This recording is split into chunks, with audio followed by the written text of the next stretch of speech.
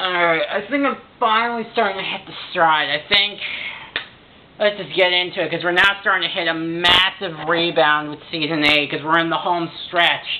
Alright. This is Sounds of Silence.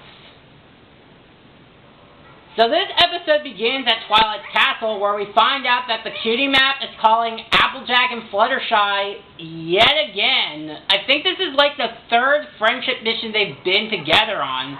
We've been on one together before. Exactly. Yeah, so... This is the first time the map has teamed up the same ponies for a second quest. Yeah, so it's really kind of interesting that the map is pairing up Fluttershy and Applejack for a second time after Viva lost Pegasus. It is kind of interesting to know. So, where exactly is the friendship map sending them? Peaks of Peril. Peaks of Peril. Cheery. The Peaks of Peril? Ah, it's just a name. It doesn't mean anything. Like how clouds stay within clouds and crystal empires made of crystal? Where? Oh. No. I think maybe if you probably would give a better example, I'd say the Everfree Forest is a better example, if I'm being perfectly honest here. So, what can you tell us about the place, Twilight? Only what Rockwell told me. Back in his day, no pony knew much about the Peaks of Peril, except for the legend of its ancient shield. Yes, so, once again, we get the ever-so-gracious thing of world building as Twilight introduces two new races from the place, called the Kieran. And no, not the lightning dragon that Sasuke used to kill Itachi. Yes, a group called the Kieran used to live there, known for their kindness and truth-speaking. Now you know why the map called us. Unfortunately, other creatures also live there. The Neuric, fearsome beasts of pure fire. Oh, maybe we should go instead of me, Twilight. Fluttershy, you know the drill by now. You know that's not how the map works. So anyways, they practically get sent after the theme song, a place called the End of the Line, which I'm assuming is the last stop that the train takes in Equestria, as basically Applejack and Fluttershy have arrived. The else is going out as far as we are. Maybe they know something we don't. Now, Fluttershy, I've told you a dozen times, there's nothing to be scared of. Yeah, well, the creepy shadow pony only lets you know this. So, basically he gives the explanation. Place. You really startled us. Oh, it's just that I'm not used to seeing any pony taking the train to the end of the line, their final destination, the last stop. It's just me, or could he potentially be a missing passenger on Alice's train to madness and Alice Madness Returns? We get a picture. Why? Nothing but uncharted terrain and wild.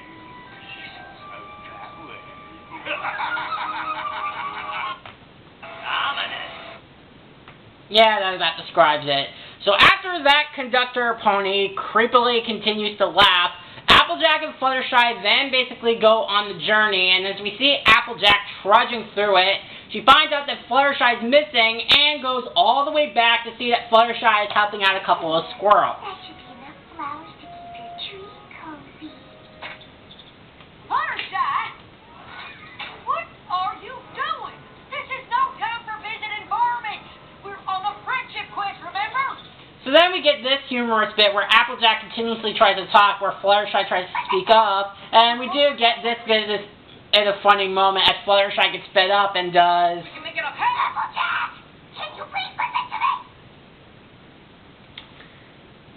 Right away, I really like how this episode demonstrates how Fluttershy has come a long way, how she's able to assert herself without not necessarily being cruel about it, and is able to stick up for herself.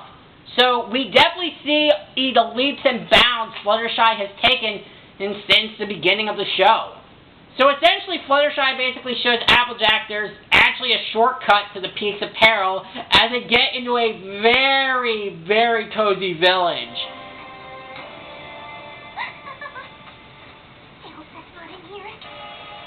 So they eventually basically comes across the creatures that live in this place, the creatures that Twilight had mentioned, the Kieran. And I gotta admit, the Kieran's designs definitely look very sleek. I really like them a lot. Well, hi.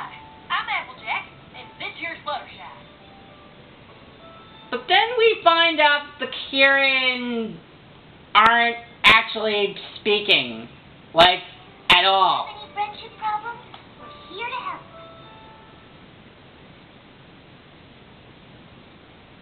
Huh. Quiet bunch, ain't they? We're from Equestria, and we're plumb tickled to meet y'all. Do you understand the words that are coming out of my mouth? So, what are your names? Alright, so basically, because I already made that joke, and they do the same thing in the episode, but basically we find out that the Kieran aren't exactly very vocal. They basically just give blank stares the entire time and don't really speak, as Applejack and Fluttershy try to roam around the village to figure out why exactly the Kieran aren't exactly talking. Kieran are quieter than an apple blossom on snowfall. Still, there's gotta be some way to make them speak. So Applejack tries to give a couple of jokes, but like I said, because the Kieran give these deadpan looks without even speaking, it doesn't seem like they're acknowledging anything with just the occasional head tilt. Police, say something. So it eventually doesn't really get anywhere as the leader of the Kieran, who's basically a design of, well, basically Celestia Kieran, sends Applejack off into a dark beaten path where she basically comes across another Kieran. Oh, for the love of Celestia, can't you just say something? Gotcha. Sorry, but that was too good. Oh, you don't know how much I like jokes. Hi, hilarity. Am I pronouncing that right? Some words I haven't said in a while. Wild. Hi, I'm Autumn Blaze. You just arrived, and perhaps you're tired or hungry or reflective and want to sleep and eat a journal. I really like this character. So yes, this Kieran is named Autumn Blaze, who's actually talking, and I think that the mannerism she gives reminds me a lot of Dory from Finding Nemo. And I know some people find Dory to be annoying in the movie at times. I found her to be entertaining, and just hearing Autumn Blaze talk on Miles on Edge is almost like Dory personified in Kieran form. Which you should do, of course. But first, a joy to talk with another creature. It's been so long. You must tell me everything about you. There's so much to say, so much to do. Oh, what have you got going on? And you haven't. So Autumn Blaze takes Applejack up onto a pretty high peak, which is very stunning to look at, and it really gives a very wide range. It's so nice. Oh, you think so too? The way the light shimmers off everything. We all suddenly woke up the moment we saw it, and you realize maybe the water, the mountains, and the forest, and yes, the rainbow and the stars in the sky are all looking back at you thinking the same thing, that we are a part of the everything. That maybe there's just one thing, and we are all. So Applejack tries to get to the bottom of what's going on, but It's a lot for me to, process. Silence? Whoa there. Vow of silence? That's why they asked me to leave. I hope it's not a sore subject, but you mind explaining why y'all went quiet in the first place? yeah, unfortunately I have to mute this next part because basically Autumn Blaze explains the Kieran's backstory in song. And the song that the titles in this episode is A Kieran Tale. And needless to say, the song is, well, catchy as hell. So basically, unfortunately, because of this song, and the last thing I want is basically get another copyright claim from Hasbro late into Season 8 after now avoiding it for 2 full seasons now. Basically, the lowdown of the song of the Kieran's Tale is that basically the Kierans used to actually talk, but through a simple disagreement and argument over basically a vase or something by 2 of the Kieran, they basically become the fiery versions of themselves that sparked a lot of anger, and so the ruler of the Kieran basically forced all the Kieran to take the vow of silence, where basically they all go into a pond, where basically once they go in, they take away their ability to speak, and at the same time basically remove all emotions, and basically having no emotions whatsoever. Autumn Blaze, meanwhile, was able to come up with some sort of antidote because she got bored, but eventually she found an antidote that was able to get her voice back and tried to basically do everything that she could to get the Kieran's attention, but nobody really wanted to pay any attention, And after a pretty humorous bit joke of Phantom of the Opera, Autumn Blaze ended up getting kicked out of the village. It's because they found her annoying. And these are the same creatures that ended up getting rid of all of their emotions. So that's kind of stupid in their own right.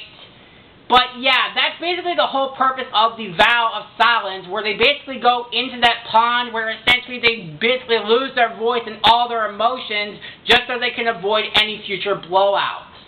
Now it's in anger.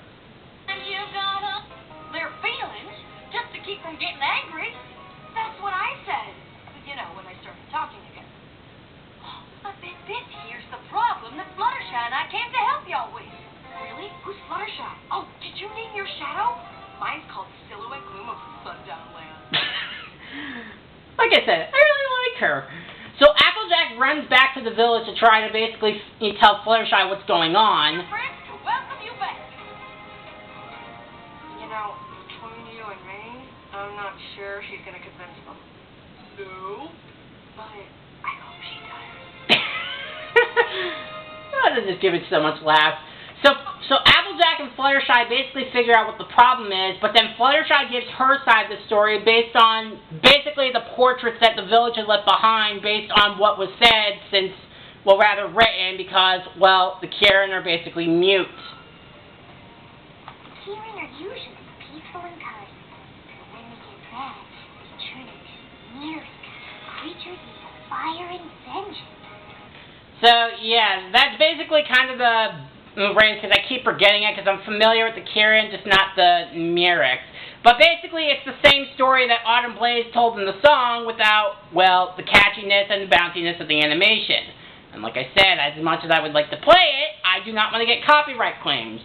But yeah, basically, Fluttershy basically regurgitates what was already said, and then her and Applejack get into a bit of a spat. No reason to stop talking. Yes, it is.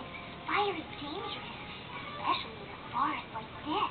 And you may also notice that the Kieran don't seem to be minding their own business because they now think that Fluttershy and Applejack's spat is their problem. Think of all the animals it could hurt. And not if they don't turn into fire-breathing Lyric in the first place. And how can you be sure that won't happen? There's gotta be a better way than giving up all your feelings. Applejack, you're not listening. Because you're not talking any sense. Yeah, bro, what you gonna do about it, midget? That's what I thought. You talk a lot and you get accent and you got a small penis. That's usually how arguments work, but the Kieran thinks that this slight little spat is too much, so they basically use their magic to try to put them into the pond to take away their voices. Well, first of all, even though it's their village, it's none of their business to basically get in on their conversations and forcefully putting them into the pond to basically keep their way. So, You bitch, because I'm not even talking to you. yeah, so honestly, the Kieran basically come up as a little bit dictatorial with this method for whatever reason, and even when Fluttershy and Applejack tell them it's all part of their emotions, they don't seem to care. Put them down. But fortunately, Autumn Blaze in her Myric form rushes in to save them just in time. Well, yeah. Can't have them silence the only friend who'll speak to me. She talks. You have no idea. Fluttershy, meet Autumn Blaze. Thank you for that, wall of fire. But I thought lyrics were dangerous when you're angry. How did you know you could control your temper? I didn't. No, I guess anger's like other feelings. It's not about having them, it's what you do with them. And that really gets to the really poignant lesson, because here's the reality of the situation for everybody. Anger is part of the emotions that we feel. We're all going to have it. We're all going to have our off days, and we're going to feel some form of frustration and anger. But this episode teaches that even if you have that anger, it's what you do with it and how you control it is how you can manage it. Basically, this is the type of moral that makes all balled up completely useless now. And giving up happiness to keep away anger is no kind of life. And that's another point. Because this goes back to the metaphor and why I say this episode now makes makes All Bottled Up completely obsolete is that basically it points out that at just putting aside your anger and forcing yourself to be happy is not the way to live a life. You are going to have to let off some steam in some way, shape, or form. But it's like the episode says, it's what you do with that anger is how you basically learn to control it and how you use it. And like I said, this is basically the moral that makes All Bottled Up now completely obsolete. I never thought of it that way. I can't imagine not being able to talk to my animal friends. Considering that you almost went through that literally like about a minute ago. Flare, you just So Autumn Blaze is able to get through to the rest of the Kieran, and as much as they want to regain their voices, they're unable to do so because the antidote that Autumn Blaze used, unfortunately, she doesn't have the ingredients.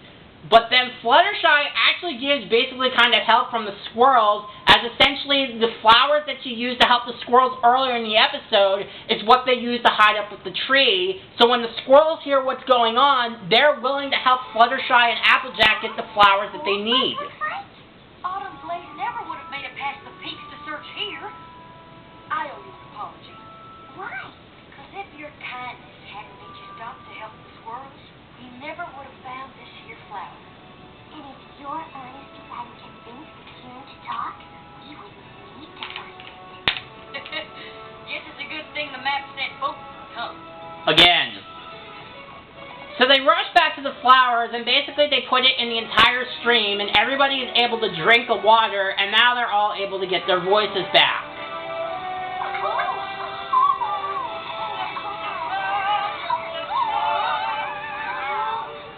Autumn Blaze, you have given us a gift.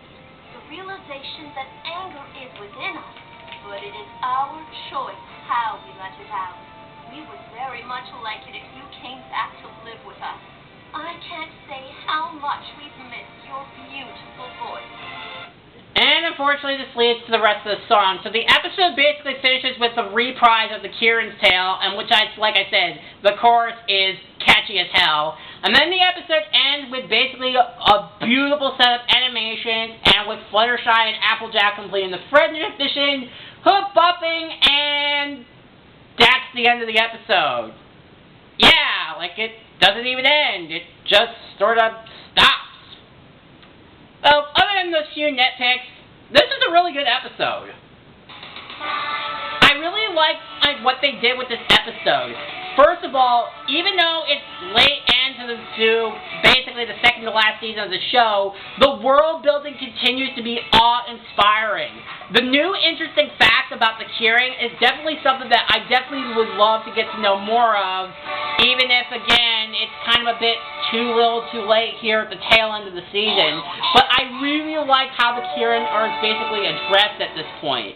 And even more so, Kieran's Tale is catchy as hell. I really like how they basically give us a lot of time in the Kieran village and see what exactly they're like. And on top of that, seeing Applejack and Fluttershy bouncing off each other and have their elements of harmony be put to the test, more effective here than it was in Viva Las Pegasus is also another plus. I guess really if there were a couple of nitpicks that I would give this episode is the fact that obviously the climax of the Kieran almost basically unanimously throwing Fluttershy and Applejack into the vow of silence, even when it's their conversation and it's not really any of their business. I get that it is their village, but they basically come off as dictatorial at that point, even though they're not really speaking. But I do like the forms that they do take. And finally, the moral, even though it's something that it has done before, this moral was done better in All Bottled Up because it basically explains that, yes, anger is the emotion that you are going to feel, and it's what you do with that anger and how you control it and how you manage it is what makes it effective. And like I said, this episode now makes All Bottled Up completely obsolete.